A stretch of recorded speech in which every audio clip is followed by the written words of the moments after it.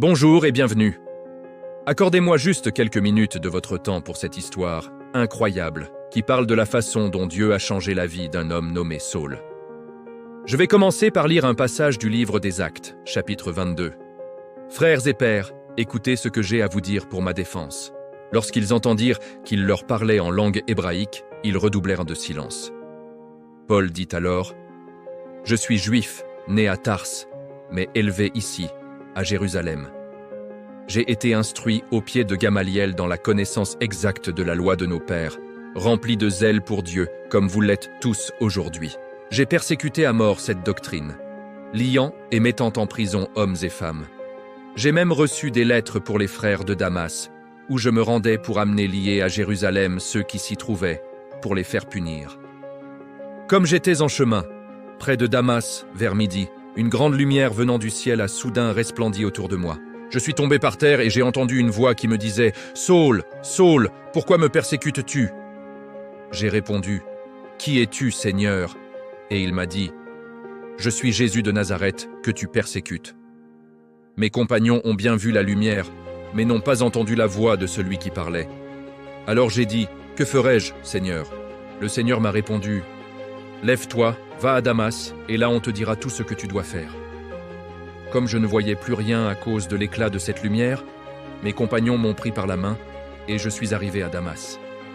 Un homme nommé Ananias, pieux selon la loi, vint alors vers moi et me dit « Saul, mon frère, recouvre la vue. » Au même instant, j'ai recouvré la vue, et je l'ai regardé. Il a ajouté « Le Dieu de nos pères t'a destiné à connaître sa volonté, à voir le juste, et à entendre les paroles de sa bouche, car tu lui serviras de témoin auprès de tous les hommes, des choses que tu as vues et entendues. Et maintenant, qu'attends-tu? Lève-toi, sois baptisé et lavé de tes péchés, en invoquant le nom du Seigneur. » C'est merveilleux! Chaque fois que je lis ce passage, je découvre de nouvelles choses. Cet homme, Saul, dont Dieu changera plus tard le nom en Paul, était un persécuteur acharné des chrétiens. Il se dirigeait vers Damas pour arrêter encore plus de croyants. Mais que s'est-il passé sur ce chemin? Il a rencontré le Seigneur Jésus-Christ. Une rencontre spéciale qui a changé tout le cours de sa vie. Imaginez l'intensité de ce moment. Lui, un homme sans pitié, est visité par le Seigneur alors qu'il ne s'y attendait pas du tout. Cela nous rappelle que c'est Dieu qui nous choisit, et non l'inverse.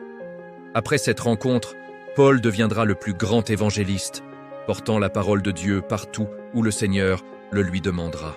Je veux dire à quelqu'un aujourd'hui, le changement est possible en notre Seigneur Jésus-Christ.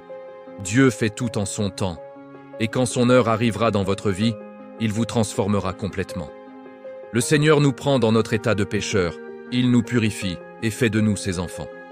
Ce qu'il nous demande en retour, c'est d'être ses témoins.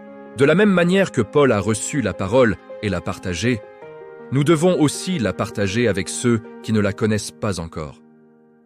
Ne sous-estimons jamais la puissance de la parole de Dieu.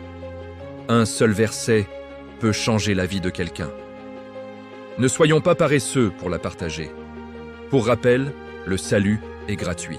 La Bible nous dit simplement de croire que Jésus-Christ est le Fils de Dieu et qu'il est mort pour nos péchés, de confesser de notre bouche que nous sommes pécheurs et d'être ses témoins pour apporter l'Évangile au monde. Merci de m'avoir écouté. Si ce message vous a touché, n'hésitez pas à vous abonner et à partager cette vidéo. À bientôt.